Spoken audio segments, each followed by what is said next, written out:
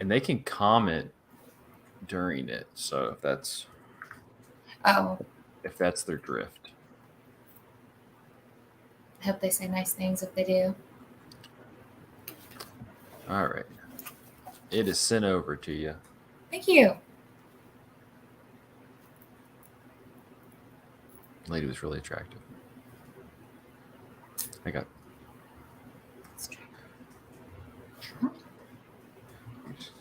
sweet smell of success. All right.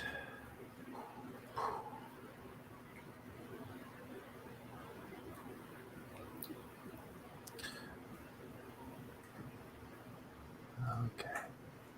Let me get this stuff.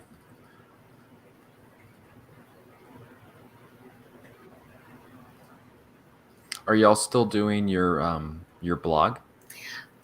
So life kind of happens, and then you just get really busy and you forget about it. She was busy for a couple months actually, writing a script. I believe it's supposed to be a horror. I haven't gotten a chance to read it, but we need to sit down and she also got married. That's the big thing. She got married. She was busy getting married. So third on the list. But yeah. I love her.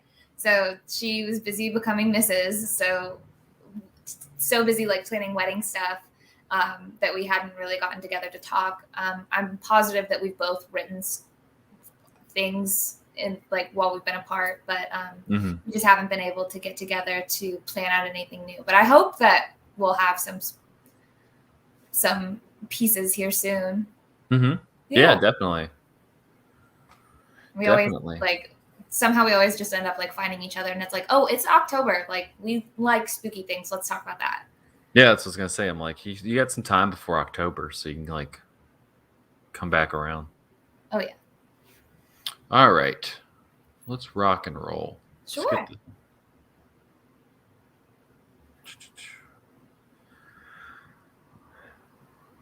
And no worries, I'll guide you through. We'll make it through together. Hold my hand. I'm like, hold on, where's? There we go.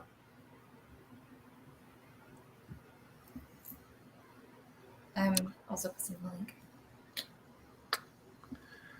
All right, here we go. In 3, 2, 1. Oh shoot! Oh, yeah. Make sure the audio is there we go. Set up correctly. All right. In 3, 2, 1. And welcome to episode 364 of Cinematary. I'm your host, Zach Dennis, and I'm joined today by Grace Winberg. Grace, welcome back. Hi, thank you so much for having me back. I'm really glad to be here. So unfortunately, I don't know, maybe unfortunately or fortunately, I don't know how you want to view it, but it's just going to be Grace and I today. Logan Kinney was supposed to join us, but COVID prick number 2 got him a little under the weather. So this is where we're at. Pour one out for him. You should pour out your PBR for him. That's respectful. Exactly. We're pouring one out for Logan today, but we got a nice little episode going on here. We're going to be continuing our Young Critics Watch Old Movies series with 1957's Sweet Smell of Success. And if you head over to cinematary.com, we got a new review going up on Monday from Logan Kinney about the Fast and Furious series. But we also got reviews of Pig, which I just watched this past week. It was pretty good. Space Jam: A New Legacy, which I watched and reviewed, and it's not good.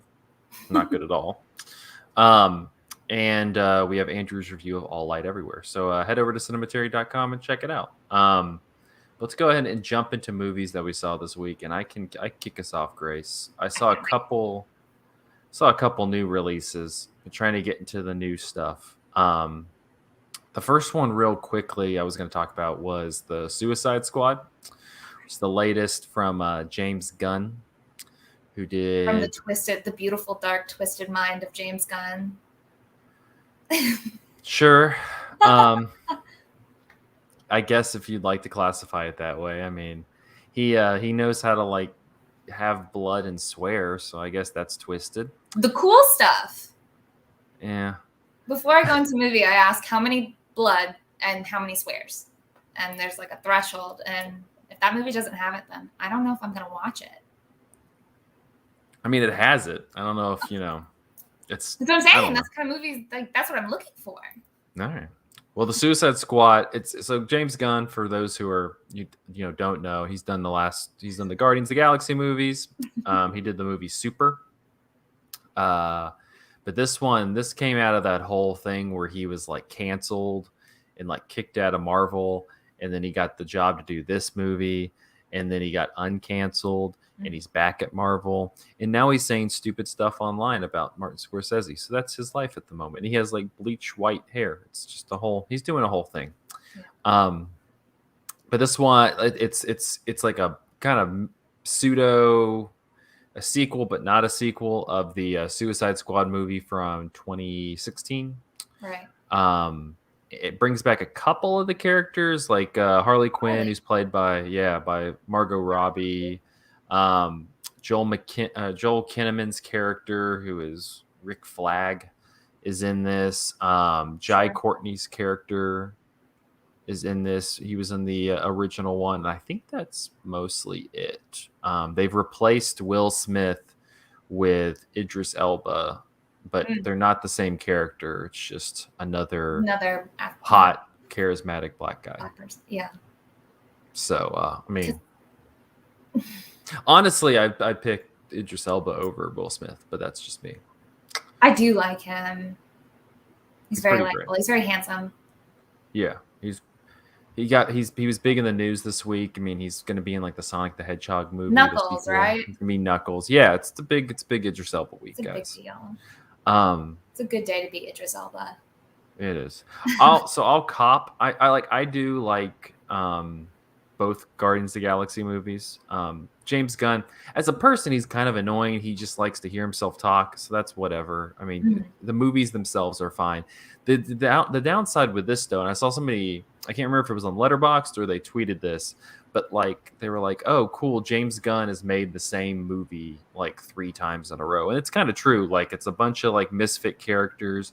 You have one like big CGI like animal thing, so you have this one character that's voiced by Sylvester Stallone named King Shark, which is just this giant ass shark. He's pretty much like the Groot character of this, and you know, I think so. This one, I think the kind of separating factor between them. Oh, and John Cena is in this movie as well. I forgot to mention John Cena. The separating factor, though, between like this and the Guardians movies is like the Guardians movies are like the kind of rebellious kids of like the Marvel universe, I guess you could say, but it's still very tame because it's like under Disney. And so it's like you can be a little rebellious, but there's only like so much of a limit. And the Suicide Squad seems like, you know, James Gunn doing a lot of like the humor and the different characters, the kind of the character quirks and things like that. And that's the thing that he does do well. Like he does like give like all of these kind of characters, especially this kind of second team. So you have these 2 teams. The first team, you know, not to spoil much, but like you kind of have these 2 teams doing these 2 missions, and one of them does not go well and one of them succeeds. But he does a good job of at least like giving providing enough characterization for these people. Like it's like he goes around and like you get a sense of who all these people are. They each kind of get a little bit of a moment. It works or it doesn't work. I'm not saying that it's perfect every time, but I think he does do a good job of like at least spreading the wealth and understanding that you're making a movie with like this giant cast, and you kind of want to at least have every character be as moderately memorable as they can be. But I think also that kind of bogs him down, and at the same time, so this is kind of like he's taking like the Guardians of the Galaxy model of like we have this kind of, you know, scrupulous group of people who are all like bad, villains, and they're all going to be doing this mission. And if they die, whatever. If they succeed, perfect. Um, but and so I think that the kind of separating factor between like a Marvel movie and this movie is that he gets to like have like a very gruesome blood in like ripping people apart and people getting shot, which is not Mhm. something you would see in a Marvel movie. So like there's some of the king shark is like literally like eating people. There's a lot of like people getting like shot and crushed and like blood gushing everywhere. And I Mhm. guess that's like the kind of appeal, because it's like you're not Marvel, Disney Marvel is not going to let you ever do that.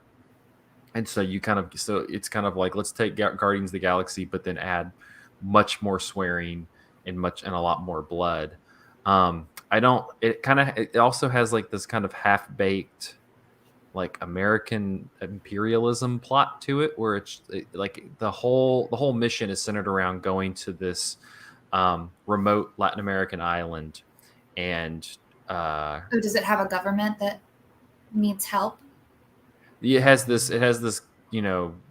dictator president that the United States Mhm. doesn't like, the Mhm. US government doesn't like. And so, but the main focus of it is to go, because they have this super secret experiment that, if it's put in the wrong hands, it's going to be a problem. And so I don't know, it's just like this weird like, and so then when you find out like in the movie like what the experiment is and what it can do, it like becomes this whole thing where it's like, even though this Latin American country was like housing it, actually all of this was funded by the US government. And you're like, yeah, okay, Oh my good. gosh. Yeah, good for you, James Gunn. Like you read some literature. Probably Jordan Peterson sounds more like kind of his speed. So I'm just like, congratulations, you read some stuff. I don't know. I kind of got bored with this. It's like 2 hours and 20 minutes long. Mhm. It doesn't really move. It's super slow for the first 40 minutes as it like introduces all these people and like has to like, spend time with them. And then when it finally gets gears up into like the mission of like, this is the goal. It gets a little bit better, but I don't know. I think my mileage kind of varies with this James Gunn product, and I'm not sure. I don't know. I think that they just kind of need to bury the whole conceit of this. Like I was thinking about it. The thing about so this movie's pretty much just ripping off the Dirty Dozen, where you kind of have you have like this all these terrible people that you're not supposed to be rooting for, who are just going on this suicide mission. And I think that the interesting thing, I'm not a giant fan of the Dirty Dozen either, but Mhm. like there's something about how like those characters are played. Like all of these characters are supposed to be villains, but they're played because of like the way that they joke and the way that they're acting, that even though they're bad guys or bad people, um you're supposed to like them, like you're supposed to like all of these people. And I think like compared to like the Dirty Dozen, where I think you kind of like them to a degree, because like John Cassavetes is charming, and like Lee He Marvin sure is is. entertaining to watch. Yeah. Yeah. But at the same time, you don't like them. Like one of the characters is like a rapist. Like it's not like you're supposed to like him.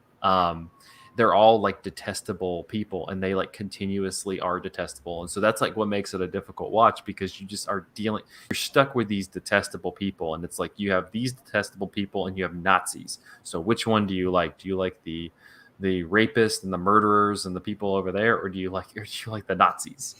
Um, and in this one, it kind of just it's not as like morally ambiguous as that. It's mainly like, do you like Margot Robbie and John Cena and Idris Elba Yeah. and a giant ass shark that talks, in kind of like broken words, or do you like, the bad evil government? And so I don't know. I don't think it's not as like nuanced and clever as it kind of wants to be, but so I don't know. I don't know if I'd recommend it. I guess if you have HBO Max, you can watch it on I that. do, but I I haven't seen the first Suicide Squad. I know you're saying that I don't need to see it to watch this, but You do not. I just I don't have much interest in it.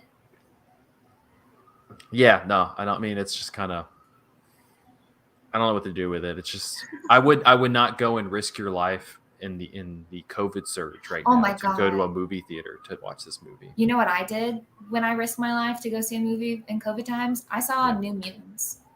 Like, not Was to that like, worth it? no, I'm just saying, like, it really wasn't. It wasn't worth it. I didn't feel like it was, but I was like, wow, I'm really glad that I risked my life to Watch a shitty X-Men movie. Yeah. That like I don't know why I thought it was supposed to be scary, and then it like wasn't scary. It was like I felt like I had missed something. I know there were rewrites, and then it was very like then the fun quote of like, which wolf in me, like, oh, the one you feed. Like that was the what is it? The fable, this Native American fable. Like they're inside of you, there are two wolves, good and bad, and like which one will I be? Like the one that you feed. Like, oh, that was like the bookend to the movie. Like these kids aren't bad, they're like being used as weapons. They're just they're feeding the bad wolf. And like it didn't feel as like nuanced as they to just to echo what you said, and then but also just like funny little like, yeah, I risked my life for for COVID, and all I saw was new mutants. They should give you that on a t-shirt. Yeah. Well, Suicide Squad, it's in theaters, but I would not recommend going to that. Just find HBO Max or steal somebody's login or something. Yeah. So the next thing I saw, I don't have too much to say about it, but I saw the new Leos Carab movie, Annette. We've talked probably about him before. He most notably made Holy Motors, which is, I know, a Cinematary favorite. This one is his newest, I think his first since Holy Motors. And it stars Adam Driver and Marion Cotillard and Simon Helberg, who you're like, who the hell is Simon Helberg? It's not the main two people, but like the other guys in Big Bang Theory. He's one of those people. So there you go. It's Adam Driver, Marion Cotillard, and a Big Bang Theory guy. The guy from Big Bang Theory. Mm-hmm. That's what it should say. Not the guy that got his own spinoff. No, not him, and not the main guy. It's like one of the other people. The one who was friends with the Pakistani guy. Was it the one with the bowl cut? Yeah. I know. It's that guy. Good for him. Mm-hmm. He holds his own with two, with these powerful actors. Yeah. So this story, it's one of those, like, I guess I can explain it. It's not, it's very much so, like, the thing it's going for is it's very much like a satire of show business, like it's very heightened. It kind of feels like someone about to make like a very like pitch meeting, like it's this meets this, but it's kind of like all that jazz meets Umbrellas of Cherbourg. I love that movie. Because it's like they're singing the entire time, but it's also like this kind of breakdown of show business and like the deterioration of this person. Because like the story, the main character really of the story is Henry, the Adam Driver character, who is a popular stand-up comedian. And then he is married to Anne, who's played by Marion Cotillard, and she is like this world-renowned singer. And you have a lot of these moments where it like cuts away to like these like Entertainment Tonight-esque TV segments where they're talking about how, they're the perfect couple. Will they or won't they? And they get married and they're like, oh, they're going to have a kid. Like, is their marriage happy? It's like, it's a lot of like, stuff you'd see on magazines at like the grocery store. My favorite. Yeah. And so they have this child. I'm not even going to describe the child because it's a choice, and I'll let people who go and see the movie experience that choice. But it like, are you pro-choice? No, I'm not kidding. No, it's not that. It's all right, fine. So the kid it's not like a real child. It's like a puppet. So it's like a puppet child. And I don't know if that's a spoiler. I don't know. So I apologize if that's a spoiler. I did not know going in. I was thrown off. But it's like a puppet child. But it's not like a American Sniper, like like fake baby. It's Oh, like a puppet. It's more like like kind of a like Muppets Pinocchio type puppet? thing, like a Pinocchio kind of thing. Oh, like a marionette. Hmm. An Annette. Interesting. Nice. Marion. Um, and like that choice becomes clearer in the movie. Hmm. So I'm sure people are just like, "What the hell?" And I'm like, "Yeah, I know. I was kind of that way." I'm kind of mixed on it. Like I understand what it was going for. It has like the satire. I don't think always is incredibly. Um, it's more so like we're gonna talk probably about like satirizing and like smearing like the industry in part two when we talk about Sweet Smell of Success. Right. And that one is much more pointed. Like it's like it seems like it's kind of prodding um, prodding like the newspaper industry with like a knife. This one doesn't seem to be like prodding like the entertainment industry with a knife. It's more kind of um making it's more like just kind of mimicking and making fun of it in like a exaggerated manner. And so a lot of this movie is not like this pointed satire. It's like them acting these moments out in a very exaggerated way, so like you can recognize like what it's kind of trying to make fun of. Like a lot of people have talked about his stand-up act being very like reminiscent of somebody like Bo Burnham, where Mhm. he's like this very open, very kind of um self-aware, aggressive kind of person. And like but it's never like it's never taking like point like shots at like Bo Burnham because it's like explicitly like going after him. It's more just making fun of like this broad idea of like a lot of stand-up comedians today. Like I think Bo Burnham is somebody people have mentioned it's kind of poking at. Hannah Gatsby is somebody else that they said it's kind of poking at.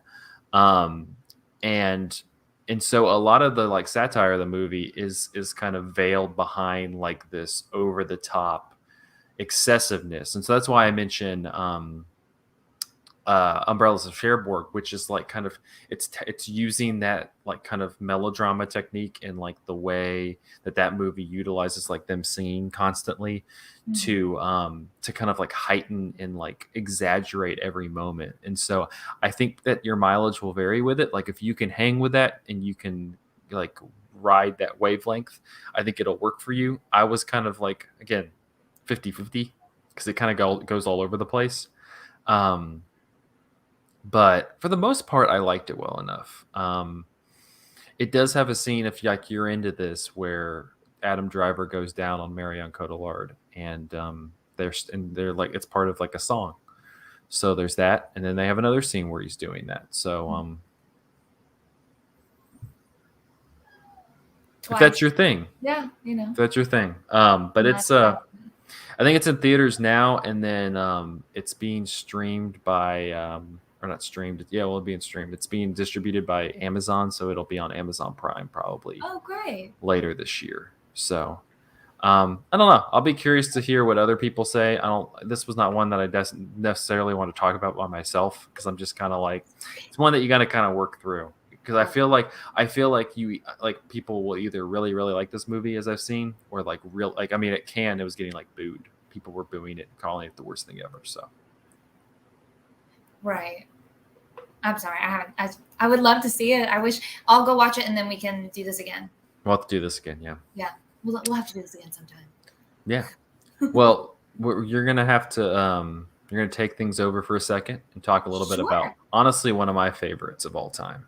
The Apartment. Mm-hmm. Oh, it was wonderful.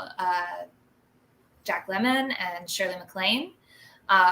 I was starting to see this on like my Instagram timeline because I think it's starting to stream or like it just joined Criterion or something like that. I was just seeing like I was just starting to see it all over, and then I scrolled by it on my Amazon Prime, and I was like, oh, I need to watch a movie. I need to do some homework, so I have something to talk about. Like I was telling you earlier, Mm-hmm. I really enjoyed it. I was not expecting for it to get so kind of sad. A super sad movie. Yeah, it's super sad. I was not expecting that. I was promised a comedy of sorts. I felt from like what I was led to believe. I was like, oh, Jack Lemmon, this will be hilarious. Yeah. Shirley Maclaine, The Trouble with Harry, she's so funny. Like, you know, I think she's so interesting. I really like watching her. And so I didn't even really know what it was about. It was about an apartment to me. Like, oh, it takes place. Oh, it was something that takes place in an apartment. And I think that I was just really surprised and really touched by the end. I know, because I mean, this question's somewhat moot because we're going to talk about a black and white movie in the second part, but I feel like this is a movie that like people who are not actively like seeking out older movies or like, you know, classic movies or black and white movies could like, because it's a very, even though it, like you mentioned, it's sad, it's also like it has really sweet moments. It's a very romantic movie. It's a very funny movie at times. Do you, like for you, was that like, was that it being kind of like this black and white movie an impediment, or do you feel like people, like a general audience, would enjoy this? I do, but also like I have a lot of experience with black and white movies myself. I have a lot of experience with them. I really enjoy them. They've never really been something that like stops me from like imagining how it all looks. But I do think that sometimes like black and white is gives way to like really great like visuals. Like there's The Office, and it's that like checker pattern of like just the office like going on for like a warehouse, just all these office drones. And I feel like in color, I don't know if it would like read as well as it does. I don't know. This is just like the way that my brain works, but I just think it's a little more like interesting. No, you're right. I mean, like the spacing of it is much more effective. And it kind of like creates this. If you had color, it wouldn't have been able to create like this. Like it feels like it goes on forever. Forever. If it like was color, it would be much more like finite. And I thought that looked really interesting. It's just him like just walking like past all of these offices, these small little office space. I think it does a really great job of like also commenting on like the new like office culture, that like the burgeoning office culture too. Like they have to stagger, you know, entrances and exits so that the elevators can handle it. But no, to answer your first question, no, I don't think that this being black and white would be any sort of an impediment to watching it. I think that it is something that people could really enjoy. Jack Lemmon is so charming and so sweet and funny. And Shirley Maclaine, like her character, I think she's very sharp. And that's fun to like watch, like a kind of a no nonsense like woman. She's a great character in that, because you know, like she's never she's always like up on she's not necessarily dishing out as many jokes as like Jack Lemmon, but she's always like, she kind of has her own agency the entire movie. You know, she's constantly able to like carry a scene without having to feel like she's like second fiddle to one of them. Yeah, I think she's so strong. Like she's just wonderful, and he plays off her so well. He's got, you know, the cute little like kind of like puppy dog eyes at her, and I think it's really sweet. But I think it has enough, you know, elements that people enjoy, like the sweet little romance. Then there's like something that kind of tugs at your heartstrings. It feels very familiar. Like I guess like Capra-esque. Like there's that, you know, really sweet, but then there's also like something very like poignantly sad, and that endears you to, you know, these characters, and it ends happily. You know, it resolves itself very nicely and in a very intimate way. I feel like a very the movie ends with them playing Gin Rummy, like they had just played Gin Rummy after the very I don't know how to like talk about this without like talking about spoilers. Is that like okay? It came out like it came out. You're fine. No, it's fine. Okay. No, you can. Well, I'm trying not to spoil like the newer movies. This came out a long time ago. It's fine. Spoilers are on your own. Shirley Maclaine's character. Also, that's I'm a little all over the place. I'm trying to bring it all together. The ending shot is them playing Jim Rummy together, which is very significant, like to their relationship, as to like how they're connected, and it's just them just playing together. It's just the two of them, like alone in the apartment. But Jack Lemmon's character, for those of you who don't know, he is a office drone that happens to have a very nice, out of the way apartment that business executives take advantage of to have their affairs. Very interesting. Like, well, he uses it to move up the ladder. He's like using right. it to like, He kind of gets to curry use it to favor. move up the ladder. They get to use it to have their affairs. Yeah. I scratch my back. You know, I'll scratch yours. Very that buddy boy. Buddy boy. Yeah. That's in part 2. It's very fun. He has a fun little sense of humor about it, or there's like a fun little bit. He's trying to like move things around so he can have a date so he can have a sick day, and he has to call like 5 executives to like push them all back and then call them all back again to confirm it. And it's just fun to kind of like go down the executive line and then right back up. And he has those scenes where like he like because Billy Wilder, the writer director, he like will like play all of that out. Like it's not like he like cuts away. Yeah, you watch him call all of 3 them. different executives 3 times, or 2 times each. Yeah. Like, okay, like how's this joke gonna go? And also that's another wonderful thing. Like it was Billy Wilder and Fred McNamara. They got to act together or like work together again with this after having done Double Indemnity, and Billy Wilder did Sunset Boulevard, like we were talking about. How this was also the segment. Some Like It Hot. Some Like It Hot. Tony Curtis. It's all Tony Curtis. It all converges. Together. Yeah, exactly. Very cool. But I think it is such a sweet movie, and it gets sad when Shirley Maclaine's character is revealed to like be having an affair with a higher up as well, and she realizes she's being taken advantage of. He's fed the same line to everyone because he's a salesman, and she tries to kill herself. She takes a bunch of sleeping pills.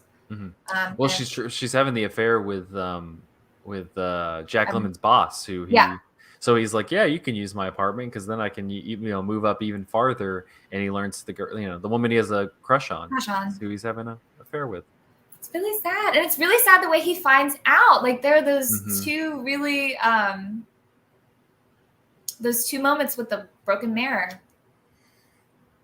It was very interesting. Jack Lemmon finds a compact mirror in his apartment. He gives it back to his boss, and who then gives it to Shirley Maclaine as it's hers. And he sees it again later on at an office party when he's trying to, pick her up. It's a cracked mirror. She's like, I like it better this way. It's like, oh, like that's. She doesn't know he knows at that point, but it's so good. I think also with like the black and white, I think it also kind of makes it a little bit more romantic. I mean, you have like this black and white, wintry New York City, in the 50s. It's very picturesque. I mean, you could like, I think again, you could like have it in color, but there's something very like, there's just something very romantic about having like the black and white, like downtown Manhattan, New York City. I think the like neon lights just show up that much better, and like it definitely makes me like yearn for a time I've never been to, just with the bright lights, how pretty it all looks. Yeah, well, just it feels almost like a fan, rather than it's kind of funny because like the movie we're going to talk about in part 2 is also in black and white, but it feels, and it also kind of feels like it's in a fantasy. Like there's a difference between, and maybe we can talk about this more in that part, but like there's a difference between like that New York and Apartment New York. Once we get into color, you have like the Taking of Pelham 1, 2, 3, or you have Taxi Driver, and it's like you have like in color with like neon lights. It's a whole different New York that feels like much more like seedy and kind of grimy. And like even though in Sweet Smell of Success, J.J. Huxinger says, like I love this dirty city. Yeah, but it doesn't feel like the people are dirty and grimy, but like the city itself doesn't necessarily feel that way as much, just because of like that the black and white kind of you kind of have like gives it black like and white glow. lenses. it feels much more like a fantasy, like, it's like this kind of fantasy version of New York City rather than like what isn't actually like an actual city. Mhm. But we're bridging on the other movie at this point. All right, we're gonna take a quick break, and then we will be back talking more specifically about Sweet Smell of Success after this. I say it too fast, and it just Smells like success. Mm-hmm. All right. All right, we did good. There's too much of me talking, but the listeners can suffer. Oh, that's fine. I bet there'll be some comments. Let her speak. That's because that's what we need in this. It's like we got just me lecturing. I mean, it's fine. I really like to listen. I like to listen. I think I'm really good at saying at the appropriate times. I think I've got that down. Yeah. But I've got a little notebook. I'm ready. I'm ready to discuss. I like when the people show up with like notebooks and are like ready to go. I'm like, hell yeah, a little. It's more fun. Like a little effort put into it. Yeah. Some people, Andrew and everybody else, they don't ever do that. They just kind of come and they're like, I'll just talk off the cuff. I'm like, do some research. It'll help. Yeah, no, that's what I was doing. I stayed up, so I like read through that booklet that I showed you. I like watched some of the like special features. Like I had no idea there was just like so much to dig into this. And then it's like I feel like it would be like such a disservice to like talk about this movie and like not talk about everything else that also surrounds it. Like, people come here to like watch and learn about the movie. Like there's so much more than just. Oh yeah, I work at a newspaper. We're gonna get into that.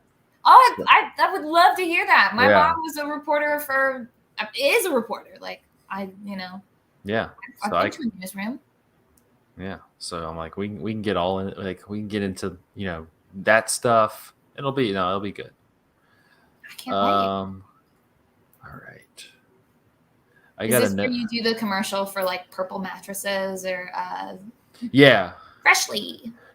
When I like doing my podcast, I like to have a nice meal with it. We like to get a meal from Hello Fresh. Hello Fresh. Actually, I've been trying to get PBR to sponsor us. That's why I keep be like. I like wish I had a beer right now. I really do. Blue Ribbon. That's how I podcast. I've got some Aldi's brand wine. Maybe they'll sponsor me. That would be a dream come true. I just try to get sponsorships. I'll do that. I'll do Powerade.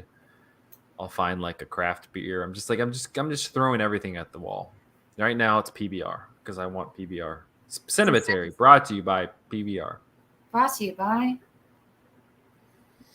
The Working Man's Podcast drinks the working man's beer.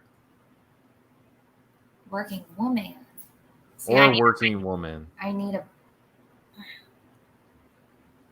to dig through my trash and get out my High Life bottles. I want High Life to sponsor me. Whew. Miller High Life, because you want the fancy time. It's the champagne of beers. It's for elegant people such as myself. The elegant beer for when you're luxuriating and watching your Cinematary podcast, you want a luxurious beer. Miller High Life sponsors. Yeah, this is when we have an ad where we talk about how we want you to give us money. Give us money. We don't even say we don't even have like a sponsor. We just go like, just give us money. Just give it. Yeah, just give us the money. Money, please. Yeah, that's our ad. It's just give us money. All right. You ready? Yeah. All right. Let's talk about some success. Here we go. In 3, 2, and 1. And we're back with part 2 of episode 364 of Cinematary. In this part, we will be continuing our Young Critics Watch Old Movies series with 1957 Sweet Smell of Success. Directed by Alexander McKendrick, from a script by McKendrick, Ernest Legman, and Clifford Odets. The film stars Burt Lancaster, Tony Curtis, Susan Harrison, and Martin Milner.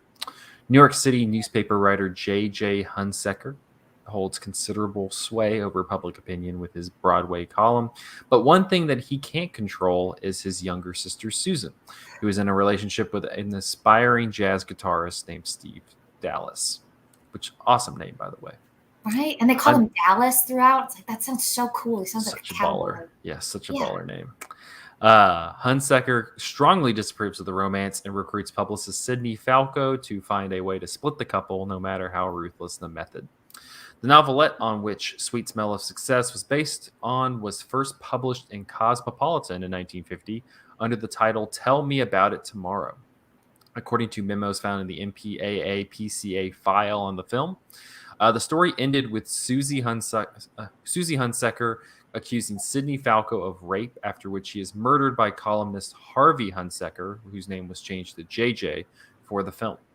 In PCA file memos dated from May of 1949, the director, Joseph Breen, declared the story unacceptable because of its elements of incest and marijuana. Although as late as July 1956, PCA director Jeffrey Sherlock stated that the story remained unacceptable, and a January 1957 memo suggested the inclusion of an honorable policeman to offset the negative portrayal of Police Lieutenant Harry Kello. The producers received a PCA seal for the film without making substantial changes to the original story.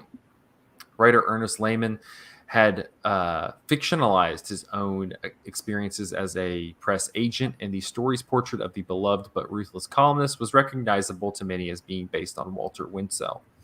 As noted in the April 2000 Vanity Fair article, even the incident in which JJ tries to break up Susie's relationship because of Winsell's own life, in which he maneuvered the breakup of his daughter Walda and producer William Kahn. Winsell's tremendous power in the entertainment industry, as Lehman stated in modern interviews, frightened off many studios from attempting to adapt the story into a film. Winsell began his career in the 1920s as a Broadway theater columnist whose slangy, vibrant writing set the tone for a new, less formal journalistic style. His popularity expanded with the launching of his nationwide radio program. In addition, he originated the gossip column, breaking the previous prohibition against publicizing negative facts against public personalities. Although he based his career on appealing to 1930s populism, in the 1950s, Winsell joined McCarthy-era communist hunters. This, along with his highly publicized psychological cruelty, is skewered in the character of J.J. Hunsaker. As noted in modern sources, the film solidified the columnist's reputation as a megalomaniac and began the destruction of his popularity and reputation, which were shattered by the time of his death. According to a December 2000 Los Angeles Times article, the producers considered Orson Welles to play JJ until Lancaster suggested himself for the role. Tony Curtis recounted in his autobiography that he petitioned relentlessly for the role of Sidney, eager to leave behind his swashbuckling image for more dramatic challenges. Faced with potential unemployment for the sale of Ealing Studios to the BBC in 1954, director Alexander McKendrick began entertaining offers from Hollywood. He rejected potential contracts from Cary Grant and David O. Selznick and signed with independent production company Heck, Hell, and Lancaster, enticed by their offer to adopt George Bernard Shaw's play The Devil's Disciple. After the project collapsed during pre-production, McKendrick asked to be released from his commitment, but Harold Heck refused and asked him to start work on Sweet Smell of Success. McKendrick fought with Lancaster about many elements of the story, including the ending and the interpretation of the character Steve Dallas. After the film was completed, Lancaster fired McKendrick from his previously scheduled directing duties on The Devil's Disciple.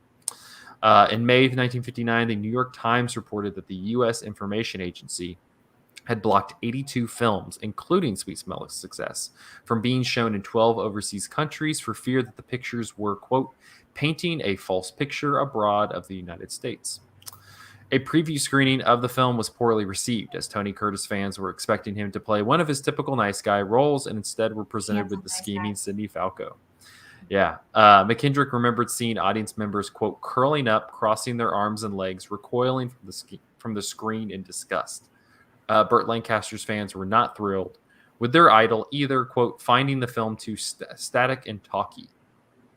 The film was a box office failure And Heck blamed his producing partner, Hill. Quote, the night of the preview, Harold said to me, you know, you've wrecked our company. We're going to lose over $1 million on this picture. According to Lehman, Lancaster blamed him, claiming that, quote, Burt threatened me at a party after the preview. He said, you didn't have to leave. You could have made this a much better picture. I ought to beat you up. I said, go ahead. I could use the money. In 1957, the New York Times said, a viewer cannot blame Hunsaker too much when he happily exclaims, I love this dirty old town. It's harder, of course, to fall for the characters in Sweet Smell of Success. They are mighty interesting, but rarely lovable. So on that note, let's talk a little bit about the movie. Sure. So Grace, what's your history with this film? How familiar are you with it? Well, this will be my second watch through. I had seen it once before last year, actually during quarantine. I got a DVD as a gift, and we watched it and we really enjoyed it. But I don't think that I fully took in like what I was watching, because the second time around, I like picked up on a lot more. I really just the first time was like, this is cool. I'm having fun. And I think my biggest takeaway from my first watch of it was the soundtrack. That really stuck with me. It's very loud. And I feel like it's really well scored, extremely memorable. And for those who don't know, you have that Chico Hamilton like jazz band that's just kind of playing the entire time. And the horns, like there's that like reoccurring theme of like these like loud horns and Elmer Bernstein orchestra work. Yeah. And it's thank you. And it's wonderful. And I really enjoy like movie soundtracks. I like to listen to those like in the car and sometimes. And I was playing that and it felt very dramatic, like pulling into the parking lot at the bar, blasting this music. But my second watch, I felt like I really picked up on what was going on. I felt a little clueless my first watch. I wasn't really sure like what I was watching, but I knew what I was listening to, and I knew I liked it. Yeah, I'll honestly, I'm this kind of the same way as you. This is my second time watching it as well, and I think I was kind of like fading in and out, not because I was bored, but just because it's an interesting movie because there's so much stuff happening, but it's not like you could classify it as like an action movie or like a thriller, but there's no action ever happening. Like it's not like anything, like it's not like anybody's like gonna get shot. I mean, you have the part late in the film where she might jump off the railing, but like, it's not like anybody's gonna get shot or killed or anything like that. It's just you're like hanging. Yeah, you're kind of hanging there though on like the banter and the shitty stuff they're doing to one another and like that chain of events. And so yeah, it's so like I think it was a little bit, at least for me, it was tough, like kind of sitting there deeply engaged in it the first time because you kind of have to get on that wavelength because it's not uninteresting, but like again, there's no action happening. It's just it's people talking to one another and being assholes and that plots and its schemes. And I think a really nice way to like sum that up is like when Susie said something to JJ. She's like, oh, is it a 10-minute tap dance or whatever? And he's like, oh, you're picking up on my lingo. I felt like she's like, I read your column every day. So I was like, oh, you've kind of got to get like, you kind of have to pick up on it because the lingo of this movie is so sharp. Clifford Odets, who adapted like the short story and like wrote the screenplay for this. I mean, he writes these really sharp lines that, cat's in the bag and the bag's in the river. I wouldn't take a bite out of you. You're a cookie full of arsenic. Like they're really sharp, and he's wonderful. I think I've only read one of his plays, and it's Waiting for Lefty, and it's from his public works era, and it's great. And it's Depression era, and it's really sharp, and I think he's just wonderful, and it was really fun to watch. It's really fun to listen to. There's a cadence. There's a cadence. You're talking about like the music, and the music. The Elmer Bernstein score is great, and like the Chico Hamilton like jazz is great. But then you also have like like this cadence of the speech, because like the first time you meet J.J. Hunsaker, that whole kind of sequence where him and Sidney Falco are like walking around, like it's just like they're batting off one another, and he's batting off the other people. Like the first time you meet him, it's that whole dance with him. You have the senator and the performer and the performer's agent, and like there's just kind of and Sidney's there too, and you kind of just have like this. Like it's very much like it's like a chess match, and they're playing chess against each other, but it's all with words and information. Like it's all about like trading information and kind of what do you one-upping, yeah, and like one-upping one another with, well, you may know this, but I know this. I know. Yeah, and so that's like that's the action, and so I feel like that's the kind of you kind of have to like get on that wavelength to kind of enjoy this. Yeah, I feel like you also have to kind of know like what kind of information they're really like dealing with back and forth, because like if you're not really familiar with like what is happening at this time, like it's a Broadway gossip tabloid, and then like what is gossip to them, like we have TMZ, like so the marijuana accusations with musicians having a baby out of wedlock, they call him a communist.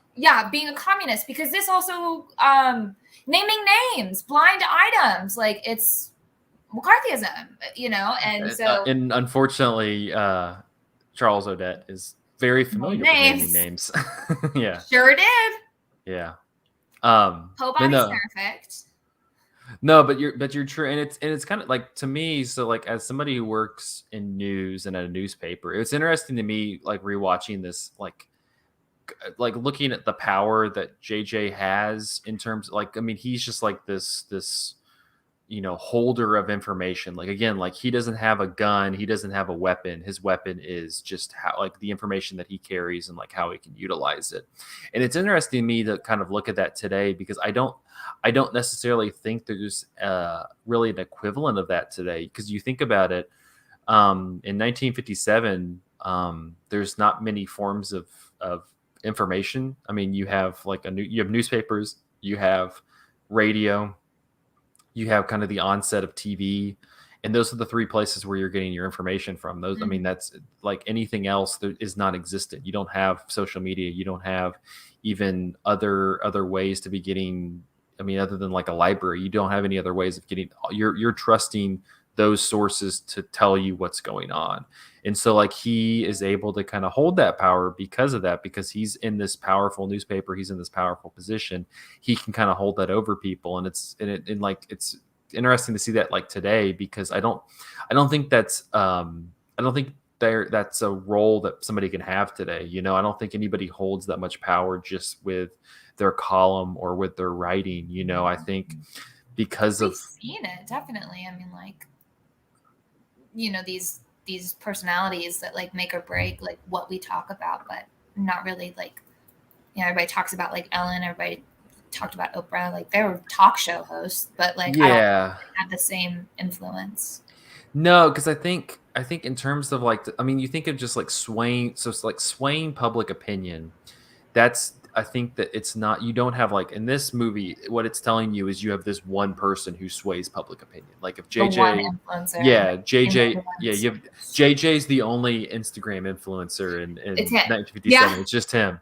But like here, I think you have, like I said, you have people on Instagram, you have people on Twitter, you have people on Facebook, you have people on TikTok, you have people like there's, it's so segmented and just disparate of like all the different people who are like dictating culture, that like it's kind of interesting to watch this today, because you think about that and you're like, yeah, like now that's not possible. Like, and you also wouldn't entrust, like in terms of like imaging, like you think of like the people, how they're trying to kind of capture their image in this movie, and you're like, yeah, that wouldn't, that they people, celebrities now are much more like, the whole thing is to be like more open, so that you're more of like a real person.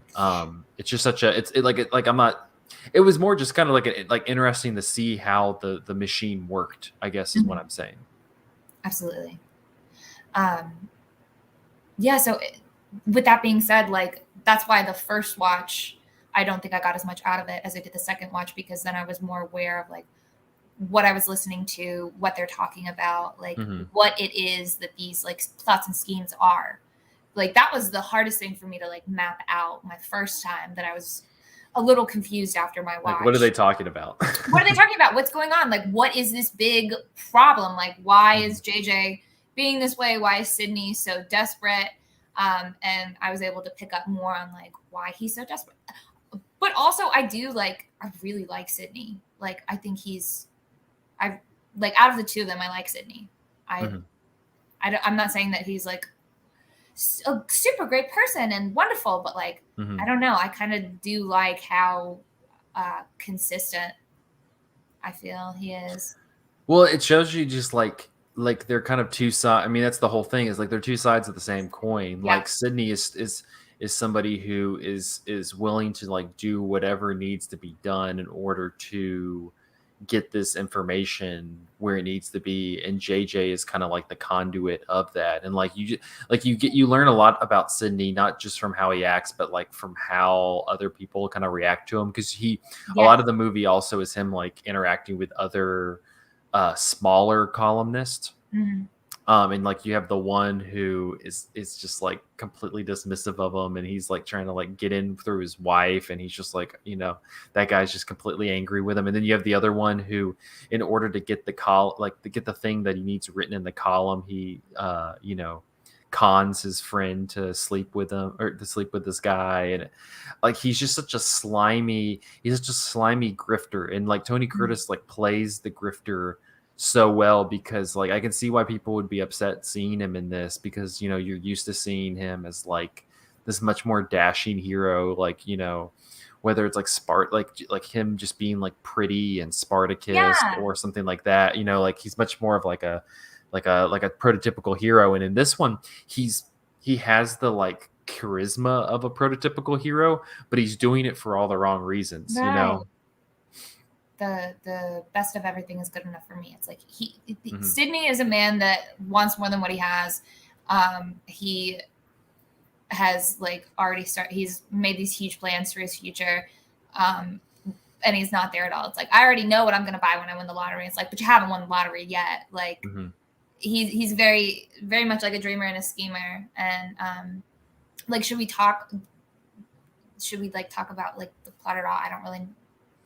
Yeah. So for those who I've never seen the movie, the plot of it, kind of again is, so JJ's sister is dating this guy Steve Dallas, who JJ just doesn't like, and so he hires Sydney to be a slimy grifter, And and break them up. yeah, and break them up. And so the way that he does it is he plants the story that Steve was found with marijuana and was a communist and all this other stuff, and it ends up getting him fired.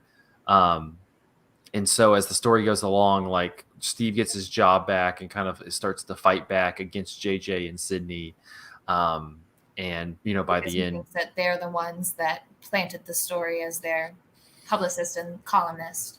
yeah, and by the end, like JJ's lost his kind of has he hadn't necessarily like lost his credibility, but he's like lost his sister, which was kind of his only connection to the real world, because everything else he's just connected to that information, and like he's very tunnel vision with like this job.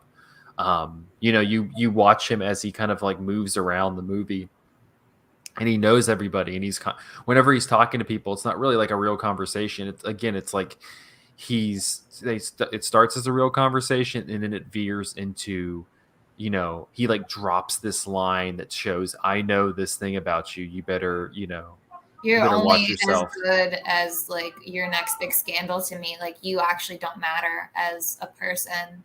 And Susie was like the only person that mattered to him. But I don't really think he saw her as a person. It's a thing to him to have. Like, she's a item in his house. Like, but she was the only thing that really mattered to him outside of his fame and success. And so, um, she resents him, and Hmm. she tries to kill herself by throwing herself off the balcony. Tony Curtis, Sydney stops her from throwing herself off the balcony, but the implication there is that she is in a nightgown and he is a sweaty, handsome man. Well, and also it's like, for all the work that he's done and everything that he's like done to like perform this job, at the end of the day he's expendable. And so that's kind of the tragedy of that whole last scene, is he just finds out how expendable he is. Like, he's like constantly working to at least, like, you know, not necessarily like, but he clearly wants to either overtake or like get in this realm where JJ's at, and he screws up, and then he becomes expendable and gets arrested, beat up pretty badly. And that's why I said, when you're like, oh, nobody dies, I was like, well, like, is he, I don't think he's dead. I think he's just beat up. Really? Because Kello, the police inspector, they said that he like hit that kid too hard. So it's like, what happened to the kid? Like, is he just, Iron Fist and he like knocked him into a coma or something? Like, I don't know. For me, I felt like it was a little more open-ended because they like drag him off to the darkness. So I was like, oh, they're gonna just beat the living daylights out of him. No, I don't think he's dead. I think he's just incredibly beat up and is going to jail for as long as JJ would like him there.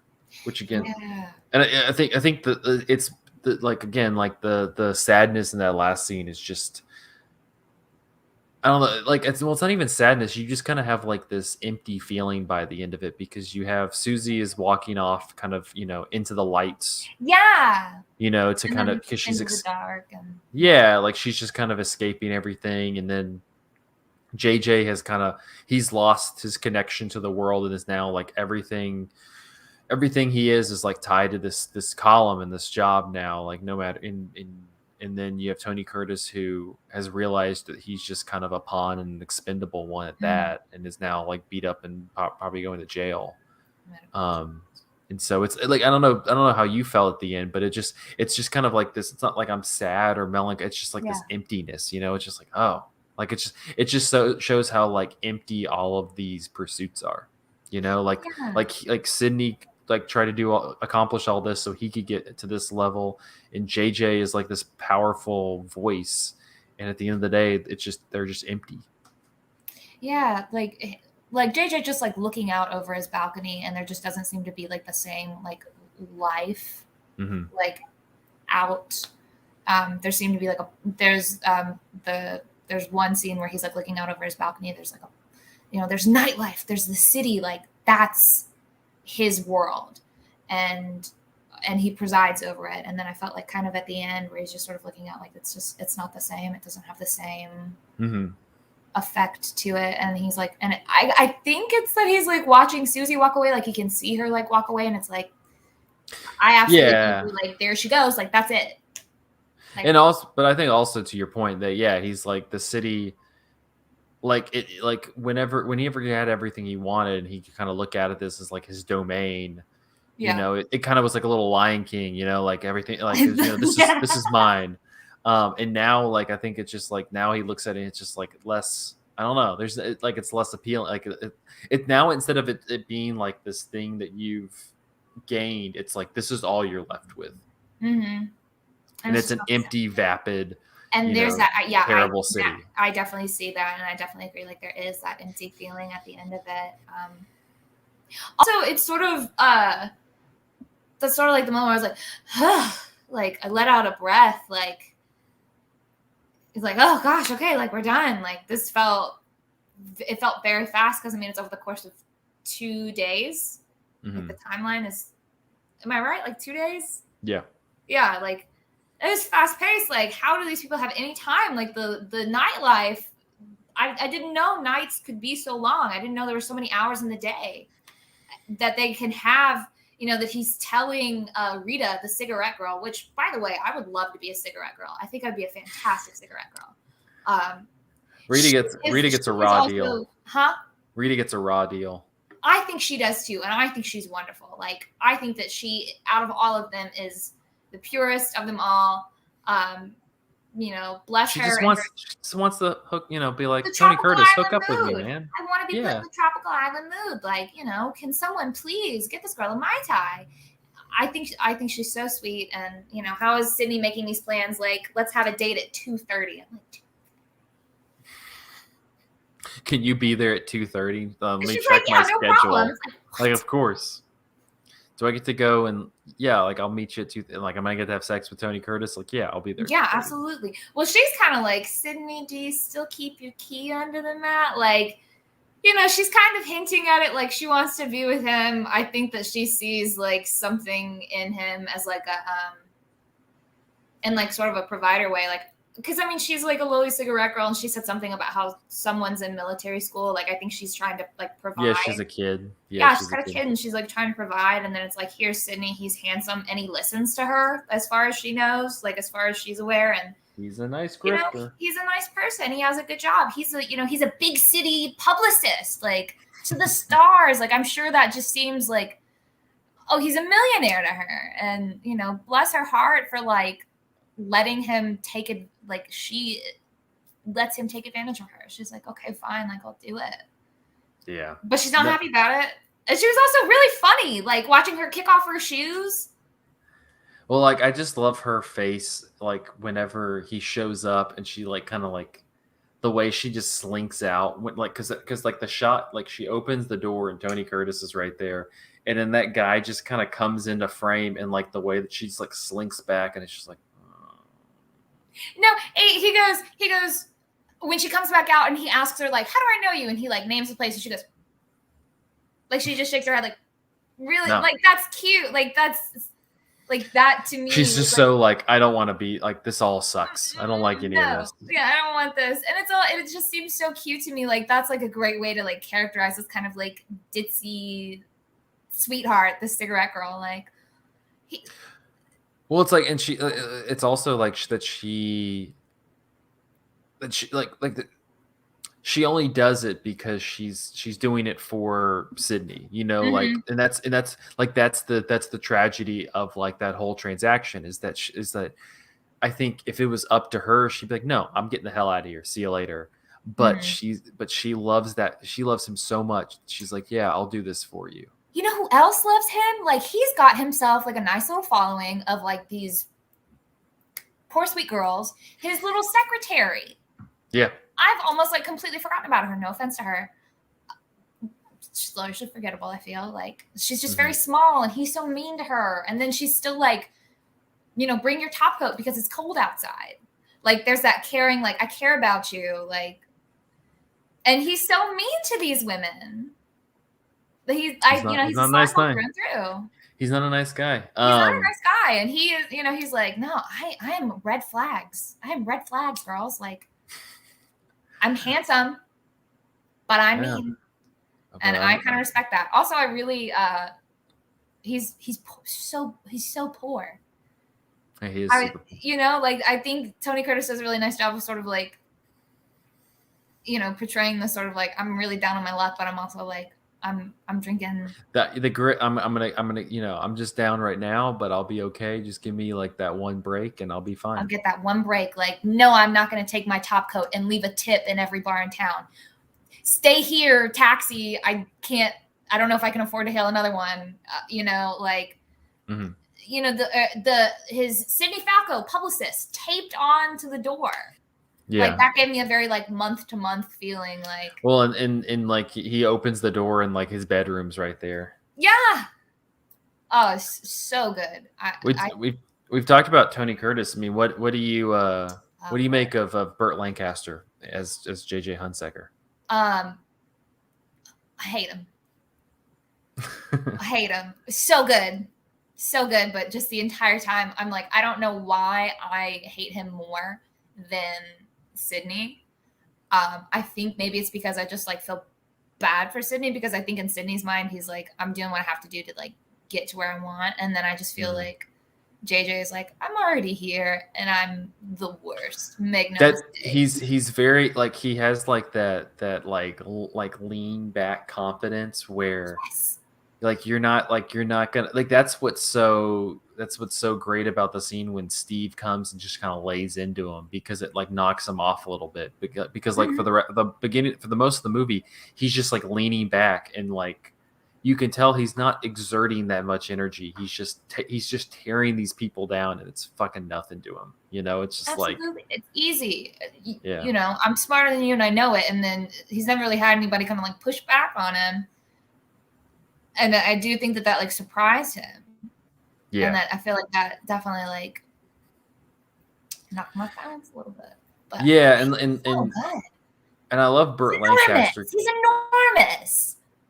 Yeah, well, Burt Lancaster, he like has like this like linebacker body. Like he's just very Huge. like he just and like he just has like this kind of, he has like a different cool to him than Tony Curtis. Like he just Yeah. kind of has like this much more like like it's almost like this Letterman cool to him, where he just like, I don't know, he feels like It's a a coldness 50s. to me. Well, It's just cold. like especially in this character, he kind of has like just this. You can feel like you can are immediately sense the emptiness. Like all he has is like, that's why he's like up front, just kind of doing this breezy, I'm cooler, because he has nothing else to offer. It's just like, that's all I've got. I've got my information, and I've got the respect that people are gonna pay me. Yeah, this is just like something, that coolness, that confidence, like when we see, so he doesn't show up until like the first like 20 minutes. It's just talk about Yeah. him, talk about him, talk about him. I was reading, and I'll show you that later in the booklet that I have, that this was like also like largely inspired by The Great Gatsby, how he's Hmm. Gatsby-esque. He's just talked about until he's like you finally see him, you finally meet him, you don't realize. But I was just oh, I've got my cats in the other room. Like I shut the door so they wouldn't come up. No, Um, they like to join. I didn't realize that JJ was sitting at a table with other people. Like it just seemed like he was there by himself, and I don't know if that's like a framing or something, but there It was does. just It frames it because you meet it, because Tony Curtis comes from behind, remember, yeah. and it's framed where you have that phone right, like the phone's right there on the camera, and he's just sitting there like writing something. So yeah, no, you don't think, and then it pans, And there's three turns other around. people there, and it's like, no, you don't exist. You're not here. You mean nothing to me. Hmm. And I think that is like, I think that Lancaster like plays that really well. That it's all me. I think that I've not He's seen him in too much. I'll be honest. That's my Yeah, own failing, but seeing this, I'm like, okay, this guy's really a heavy hitter, and he plays an asshole so well. Like, I hated him. He's so mean. He's horrible to his sister, so controlling. That fur coat, like it's some sort of it's this security blanket, like a straight jacket that he like wraps her up in. You're being hysterical. Put on your coat. Like, put on let your me coat. wrap you up. Like, talking to Steve Dallas. When was the last time you bought her a fur coat? Like these material things to like shower people in and like use them as a way to like control them. Again, it's like, what can I do? Like, how can I control and manipulate you? He's calculating. Like, he's so good. He's so good, but I hate him. You mentioned, so this will be more of for the YouTube people, the people watching on video, but we'll have to show, what did you learn from your Criterion book? Let's see your Criterion book and everything. Sure. Okay, so Show and tell. hold this Yeah. is the DVD, and I learned a lot. I feel very lucky. So here's this nice little like sort of a gazette. The Eyes of Broadway, again, that Gatsby, like the eyes of Dr. T.J. Mhm. Eckford with the glasses and everything. Like he sees all, knows all. He's a god. But it's got a couple of really great things. So it talks about, it'll give you like the breakdown, the scene by scene breakdown, cast and crew. And then it's got this like really great like introduction by Gary Giddens, and he talks about like all the different like intersections and crossroads that this movie that just align perfectly to make this movie. It's Broadway, it's Hollywood, it's newspaper, it's a noir, There's comments about McCarthyism. There's like it's all here, and how everything just like hits right at this moment to like lightning in a bottle to make this. And it was a really compelling read. And then it's got 2 of the short stories that like the making of Sidney Falco and J.J. Hunsaker. I only read one of them. It's more of a Sidney. It's more about him. And I guess that's maybe also why I really like him, because we get to hear more of like what he's thinking, and you listen to JJ just drone on about, I'm so great. I'm so wonderful. I think that maybe I'll go into politics. I'm the smartest person anybody's ever met. Everybody loves me. Everybody just worships at my altar. And you just hear Sidney like, he's not really listening. It's in one ear and it's out the other. And it also kind of like humanizes him, because like this poor man is like soul to soul to the devil, and he has to be the devil's little like security blanket. It kind of also shows like how badly like JJ needs a yes man like Falco to like do this bidding. Yeah. Because like he can't do it himself. He would never. Like, it makes him seem like he's all talk, but he's really good. And then well, it goes back to kind of like the whole information loop, because you think about like today, like that's almost a road. Like today you wouldn't have the JJ character, that person would be on Twitter just ranting, just putting shit, and like that, and that's what's kind of interesting about like the way this worked, because like there's goods and bads, at least in my opinion, like about social media. But I think that I think that people characterize it as like the worst thing ever, and there's times when it kind of is, but at the same time, like for good or for bad, it's like pure democracy to a degree. Like it's just anybody can kind of go in there and say what they want. Again, like it can be really good or it can be like awful. But it's pure democracy. It's like that's what you want. Like anybody can say, and like it gets compared to something like this period of time where not everybody got to say anything. A lot of people didn't have voices. Literally, like this movie showing is the only voice is JJ. Like he's the only voice. Nobody, and so like I don't know. To me, I was thinking about like what's worse. Like then when you could count on one hand the amount of voices that were like telling you about the world and about America and about what to think, or is it like this chorus? This like infinity, this infinitely long chorus of voices. And I'm like, I think both have their problems, but there's something about like the gatekeepery of like only these 5 people get to talk that seem like, I don't know, like it's almost we makes trust me only side. these 5 people. Like they, that's like something about that kind of like rubs me the wrong way. Like even though I don't love social media, I'm like, at least like other people have the ability to speak, even if it's like a QAnon person. Like don't love that, but I mean that's pure democracy. Like I feel like if I were to like comment on something like JJ said, I'd be like, source, and then he's like me, and then meanwhile you comment source, and it's like here's all these different links, like here's all of this, go read about it. It's just like I don't know, like I understand why. I'm fully aware of like why the what's terrible about social media. Like because then some crazy uninformed QAnon person can go on some rant and be like, oh well, this is how, and they can run with that, and people will like latch onto that, and you're like, that's awful, and you're like, yeah, but also there were those people in the 1950s who were newspaper writers who they were the only voice. You have people like in Hollywood like Luella Parsons or Hedda Hopper who were like saying stuff about we're doing exactly this. They were calling people communists. They were like putting, killing people's careers because they were the only voice in town. And so it's like, I don't know, like for every crazy QAnon person that does shitty things and is like, it's just the bane of humanity on Twitter, you also have these really smart people who are like engaging with ideas and like doing, people on TikTok who are like engaging with the cool ideas and like actually thinking about stuff. And I don't think you necessarily had that like trade-off in the 50s with newspapers. It was there were good voices, yes, but it was like those were the only people who could talk. That was it. And that's the end of my rant.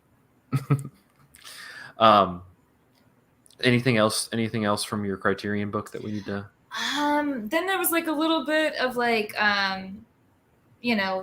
Lehman talking about Odette's and how great he was, and then a little bit about Mac and Drake. I think Lehman I think he also did not get along with Burt Lancaster. He got fired. I say he didn't get along. He got fired. So yeah, like they were like, no. They apparently, what I was reading, like from, it was saying that like Lehman felt like he was like cheated out of it. They like kind of pressured him into it. He was like, oh, these guys are really like doing things. I should sign on. And then they signed him on. And they're like, nope, you're out. Like, we just really wanted the rights to this. And then he like developed a sick tummy and then had to go vacation for like 2 years outside the US. Don't you just love that? Like, I wish I could do that. Like, just be like, oh, I got a sick tummy. I'm gonna go to like Ireland for. Yeah, they're like, you need to rest. You have to go somewhere to rest, and then it's like, that means like, uprooting your life for like 6 months. Like, oh, I feel so much better. My sabbatical, I've rested. Yeah, I would feel amazing too. I would feel so much better too. Oh yeah, no, but that's really it. The special features, like on the DVD, had 2 little documentaries about Mac and Drake and about James Hong, who was the cinematographer. James Hong, the cinematographer. And about like how just wonderful he was, and especially him being a Chinese American, and the work that he did. And then it also talks about Walter Winchell as a, character that this sprung from. But that was really it from this nice physical DVD, my physical media. I got to add it to my physical media collection. There you go. Criterion, you're also welcome to sponsor us. Yeah, please. Oh, wait. There we go. Criterion Collection. Sponsor us. Oh. Sponsor of Cinematary. I don't know. Yeah. I figure if you just say it enough, like it'll eventually happen. Like it'll pop up. Yeah. Any final thoughts on the movie? Just kind of like as a last recommendation to people. Yes. Just back with like the dialogue, there was just like 2 things that I think are planted so well that it's just like so like zingy, that just like scream like fun banter. It's like, I don't think we ever get like dialogue. We don't have dialogue like this anymore. I feel they don't make them like they used to, to use to trot out some cliche. But there were just like 2 big things that I noticed with my second rewatch. It was Sydney and cars, and like the Hunsuckers getting into cars. There's a scene where like he finishes talking to JJ after we're first introduced to JJ. Like, he calls his car out, and the exhaust from the car like burns Sydney's leg. And then later on, when he's chasing after Susie to like beat her to the taxi, he like just gets it, but like she closes the door on his fingers. So it's like the Hunsuckers and Sydney, like a painful relationship, one where he's going to get hurt by them. Like, he's just caught up in it. And I do think that that's like echoed again when Susie says to JJ, like, you're going down with me. Like, she's like, I'm going to commit suicide. You're going to go down with me. They're very cruel. But also, I really like the line where we first meet JJ, and he's just been like ping-ponging back and forth with the group of 3, and he's like using Sydney's face as the paddle and the ball, like just beating him in front of these people. And he says to Sydney, match me. He's got the cigarette, and then Sydney says, not yet, like, not now, as his own way of like trying to fight back. But then like later on, when they have their conversation, like just before they're about to meet Steve Dallas to like kind of poke him, Sydney says, I know this kid, he's a pocket full of fireworks, just waiting for a match. And then he like pulls out like his letter, and it's like, match me. Like, so good. Like, those are things that like first watch, you're not really looking for like these you're not really looking for these things. You're just Well, it's built on a lot of motifs. It's like it's a lot of setups and then payoffs. I love it. I love it. Those Yeah. are two things that like I didn't notice the first time that like just made me all the more like like edge of my seat, that thriller like you were talking about earlier. But I really love those. I noticed them. I was like, oh my gosh, like I've got to say something about these. Like I hope other people see this. I hope people are like looking for this, and that the payoff is just as like satisfying as it was like to me, because I was like, no, it's so built up with like motifs, and it's constantly kind of like setting you up, and then bringing it back around like later. It's not even like later in the movie, just like a couple scenes later. It's the movie is constantly doing that. No, I agree. I don't think movies do that as well today, or at least it's not as like naturally worked in. It almost becomes more of like a MacGuffin, or it's like an Easter egg that's like pointing to not even something that like was set up earlier. It was like I think of like a Marvel movie where it's like they'll make a reference to something that was like 4 movies before, and you're like, oh, I remember when oh Captain yeah, I remember America that. Yeah, I'm such a farted or whatever. Yeah, I get that. Or like I feel like wasn't Space Jam just like you were saying earlier? It's just like a bunch of like it's just references. It's just references. It's just references. And like so I feel like yeah, it's not clever. It's more just going like do you remember this movie or you remember this show? And you're like, yeah, I mean, that's from the past, nostalgia. Yeah. Like You're like, I get it, but it's not like clever, like a motif. Like it's a setup, and then it's gonna pay off and still work within the plot and like the narrative device. We're smart enough; we can handle that. Like, and it feels so good. Like I felt so smart. I felt so like a part of that world. You had your long cigarette. And you're like, rah. Yeah, sure, yeah. I was in there. Like I'm learning the lingo. I read your column. Like it's so good. Yeah. Really, second watch, I felt like I was able to really unlock the true power of this movie. First time I watched it, I was like, cool, I saw a Criterion Collection movie. Like I'm a film buff. Now I'm the cinema enjoyer. Like now I'm a cinema enjoyer. Used to be a film buff. Now I'm a cinema enjoyer. And then you'll get to the final level, which is just I like me some movies. No, I recommend this one. If people have not seen it, I think it's a little underrated. I don't think it kind of like it's it has the Criterion treatment and stuff, but I don't think it ever really gets like tossed in with like even with like newspaper movies. Like I would classify this as a really good newspaper movie. Yeah, definitely. With in the same realm as like Citizen Kane or Front Page or His Girl Friday. Like I would classify it in those, or even more modern ones like Did you feel like there was like a little reference to Citizen Kane in that, like the shot like up from above looking at JJ on the stage, like in Citizen Kane where they're like shooting up on the, I don't know. It probably was. It's probably was watching. Like I'm really smart. I know movies. Well, we can make that the Cinematary fun fact. Grace has seen Citizen Kane. Make that a Cinematary. Oops, not. Here we go. Gosh. Fun fact: I have seen it. But yeah, no. If you've not seen, scrolling, I'm like, you've not seen it. Sweet Smell of Success. Check it out. I think it's worth your time. Definitely. Hey, what are you doing, dude? It's the Fly. Oh no, Jeff Goldblum.